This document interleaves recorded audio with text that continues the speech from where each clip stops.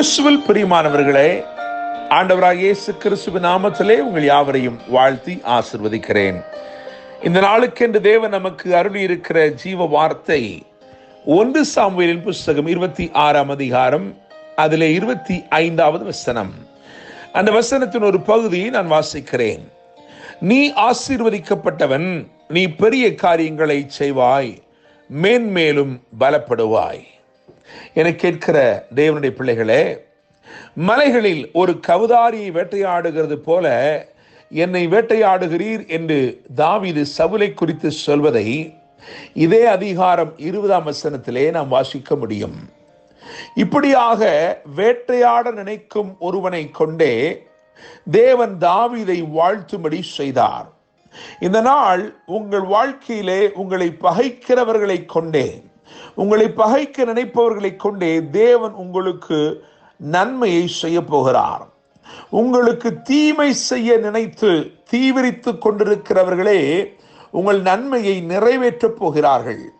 என்னை கேட்கும் தேவனுடைய பிள்ளைகளே, எஸ்தரின் சரித்திர புஸ்தகத்தை வாசிக்கும் பொழுது மொர்தெகாய்க்கு நேர்ந்த ஒரு நன்மையை நாம் கண்டுகொள்ள முடியும். அவனை ஆமான் வகை தேடி அழிக்க தெரிந்த போது தேவன் ஒரு காரியத்தை அங்கே செய்கிறார். அந்த ஆமானுடைய கரங்களே இந்த மொர்தெகாயை அலங்கரிக்கும்படிக்கு தேவன் கட்டளையிட்டார். என்னை கேட்கும் தேவனுடைய பிள்ளைகளே, நான் நம்புகிறேன், விசுவாசிக்கிறேன், நம்மை ஆசீர்வதிக்க விரும்புகிற தேவன் பல விதமாய் நம்மை ஆசீர்வதிக்க விரும்புகிறார். பல வித்தியாசமான விதங்களிலே நம்மை ஆசீர்வதிக்க விரும்புகிறார். அதிலே ஒன்று, நமக்கு தீமை செய்ய நினைக்கிறவர்களை கொண்டே தேவன் நம்மை ஆசீர்வதிக்க விரும்புகிறார். நம்முடைய தேவன் தீமையானதை நன்மையாக முடியப்படுகிறவராய் இருக்கிறார். நமக்கு விரோதமாய் எழும்பின சாபங்களை ஆசீர்வாதமாய் திருப்பக்கூடியவராய் இருக்கிறார். ஆயினும் இந்த நாளிலே நாம் 3 காரியங்களை தியானிக்க போகிறோம். இந்த 3 காரியங்களிலும் தீமை செய்ய நினைத்தவர்கள் அல்லது துரோகம் செய்ய நினைத்தவர்கள், துரத்த நினைத்தவர்கள், இவர்களை கொண்டே தேவன் ஆசீர்வதித்த காரியங்கள் இங்கே வரிசையாய் எழுதப்பட்டிருக்கிறது.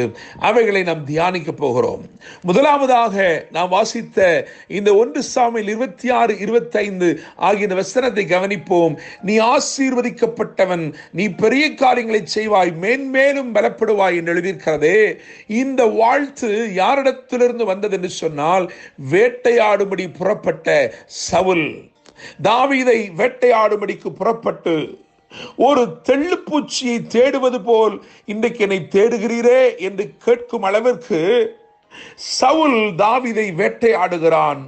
பல விதங்களிலே அவனை பகைத்து, அவனை சிறுமைப்படுத்தி, அவனுக்கு தீமை செய்யும்படி அவனை தொடருகிறான். இங்கே எழுதியிருக்கிறது, தீமை செய்ய தொடர்ந்தவன் இப்பொழுது ஆசீர்வாதம் கூறுகிறான். தேவனுடைய பிள்ளைகளே, தீமை செய்ய தொடர்ந்தவன், ராப்பகல் பாராமல் தீமை செய்ய வேண்டும் என்று தீவிரித்து தொடர்ந்தவன் இப்பொழுது நின்று கொண்டு சொல்லுகிறான், நீ ஆசீர்வதிக்கப்பட்டவன், நீ பெரிய காரியங்களை செய்வாய், மேன்மேலும் பலப்படுவாய் என்று சொல்லி. இரண்டாவதாக ஆதியாகமத்தின் புஸ்தகம் 26ஆம் அதிகாரத்தில் இருந்து 29ஆம் வசனம் வரைக்கும் வாசித்து பார்க்கும் பொழுது அங்கே துரத்தினவர்களை தேடி வந்து ஆசீர்வதிக்கிறார்கள்.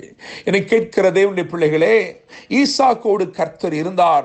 அவனுக்கு வாக்கு கொடுத்தார், நான் உன்னோடு கூட இருக்கிறேன், உன் தகப்பனாய் ஆபிரகாமுக்கு சொன்ன வாக்கு தத்தங்களை, வார்த்தைகளை, ஆசீர்வாதங்களை நான் நிறைவேற்றுகிறேன் என்று சொல்லி வாக்கு கொடுத்தார். அப்படியே கர்த்தர் அவனோட கூட இருந்தார். அவனுக்கு எல்லா காரியங்களும், அவனுக்கு விரோதமாய் இருந்த காரியங்கள் எல்லாம் அவனுக்கு அனுகூலமாய் மாறும்படி கர்த்தர் செய்தார். மனிதர்கள் பூமி அடைத்தார்கள், மண் போட்டு அடைத்தார்கள், தூர்த்து போட்டார்கள். ஆனால் அவர்கள் பூமி அடைத்த போது தேவன் வானத்தை திறந்து அவனுக்கு செழிப்பான விளைச்சலை கர்த்தர் கொடுத்தார். அவன் மேல் பிரியமாயிருந்தார். எல்லாரும் அவனுக்கு விரோதமாய் பொறாமை கொள்ளும் அளவிற்கு தேவன் அவனை ஆசீர்வதித்தார். அதை பார்த்தவர்கள் அவனை துரத்தினார்கள், அவனை பகைத்தார்கள். ஆனால் யார் அவனை துரத்தினார்களோ, எந்த அபிமெலேக்கும் அவன் ஜனமும் அவனை துரத்தினார்களோ, அவர்களே அவனை தேடி வந்து, நீர் கர்த்தரால் ஆசீர்வதிக்கப்பட்டவராமே என்று சொல்லி அவனை ஆசீர்வதிக்கும்படி தேவன் கட்டளையிட்டார். மூன்றாவதாக யோசுவாவின் புஸ்தகம் 24ஆம் அதிகாரம் அதிலே 10வது வசனத்தை கவனிக்கும் பொழுது அங்கே வேதப்படியாய் சொல்லுகிறது, பீலையாமுக்கு செவி கொடுக்க எனக்கு சித்தமில்லாததினாலே அவன் உங்களை ஆசீர்வதிக்கவே ஆசீர்வதித்தான், இவ்விதமாய் உங்களை அவன் கைக்கு தப்புவித்தேன் என்று எழுதப்பட்டிருக்கிறது. என்னை கேட்கும் தேவனுடைய பிள்ளைகளே, இங்கே கவனித்து பாருங்கள். சபிக்கும்படிக்கு அல்லது சாபம் போடும்படிக்கு கை நீட்டி கூலி பெற்றவன், சபிக்கும்படிக்கு கை நீட்டி கூலி பெற்றவன் தான் பீலையாம். ஆனால் கர்த்தருடைய கரமும் கர்த்தருடைய பார்வையும் இஸ்ரவேலின் மேல் எப்பொழுதும் பதிந்திருந்தபடினாலே சபிக்கும்படி கூலி பெற்றவன் இலவசமாய் ஆசீர்வதிக்கிறான். தேவனுடைய பிள்ளைகளே, அவன் இஸ்ரவேலின் வரிசையை பார்த்த பொழுது, இஸ்ரவேலின் ஒழுங்கையும் கிரமத்தையும் பார்த்த பொழுது, அவர்களுடைய வாசஸ்தலங்களின் சிறப்பம்சங்களை பார்த்த பொழுது கர்த்தருடைய ஆவியானவர் அவன் மேல் இறங்கி அவனை கடாட்சித்தார். அவன் சபிக்கும்படி கூலி பெற்றிருக்கிற போதிலும் இலவசமாய் ஆசீர்வதித்தான், பரிபூரணமாய் ஆசீர்வதித்தான். என்னை கேட்கிற தேவனுடைய பிள்ளைகளே, தீமை செய்ய தொடருகிறவர்கள், துரத்தி விட்டவர்கள், இன்னும் சொல்ல போனால் சபிக்கும்படி கூலி பெற்றவர்கள், இவர்களையெல்லாம் கொண்டு கர்த்தர் தம்முடைய ஜனத்தை ஆசீர்வதித்தான். நான் நம்புகிறேன், விசுவாசிக்கிறேன், இந்த நாளிலே கர்த்தர் உங்களை வித்தியாசமான விதத்திலே தேவன் ஆசீர்வதிக்க போகிறார். நீங்கள் நினைத்திராத இடத்திலிருந்து உங்கள் ஆசீர்வாத சத்தம் எழும்பி வரப்போகிறது, உங்கள் ஆசீர்வாத தொனி எழும்பி வரப்போகிறது. இன்றைக்கு தேவன் அருளின வார்த்தை கவனிங்கள். 1 சாமுவேல் 26:25, நீ ஆசீர்வதிக்கப்பட்டவன், நீ பெரிய காரியங்களை செய்வாய், மேன்மேலும் பலப்படுவாய். இந்த நாள் முழுவதிலும் கர்த்தர் உங்களோடு இருந்து உங்களை பாதுகாத்து நீங்கள் பெரிய காரியங்களை செய்யும்படி உங்களை ஆசீர்வதிப்பாராக.